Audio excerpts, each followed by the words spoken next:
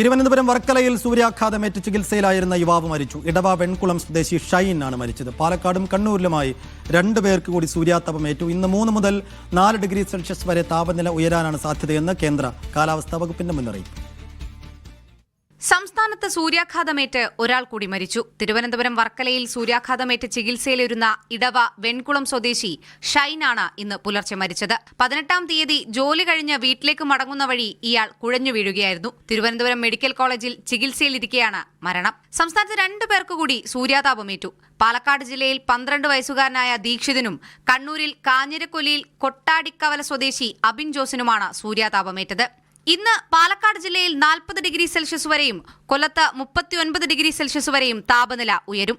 എല്ലാ ജില്ലകളിലും സാധാരണയേക്കാൾ 3 മുതൽ 4 ഡിഗ്രി വരെ സെൽഷ്യസ് താപനില ഉയരാനാണ് സാധ്യതയെന്നും കേന്ദ്ര കാലാവസ്ഥാ വകുപ്പ് അറിയിച്ചു. പത്തനംതിട്ട, ആലപ്പുഴ, കോട്ടയം, ഇടുക്കി ജില്ലകളിൽ ഉയർന്ന അൾട്രാവയലറ്റ് തോത് രേഖപ്പെടുത്തിയതിനാൽ ഓറഞ്ച് അലർട്ടാണ്. കനത്ത ചൂടിന് ആശ്വാസമായി നാളെ മുതൽ സംസ്ഥാനത്ത് വേനൽ മഴ എത്തിയേക്കും. മുന്നറിയിപ്പിന്റെ ഭാഗമായി നാളെ പത്തനംതിട്ട, ഇടുക്കി ജില്ലകളിൽ യെല്ലോ അലർട്ട് പ്രഖ്യാപിച്ചിട്ടുണ്ട്. മീഡിയ 1 തിരുവനന്തപുരം.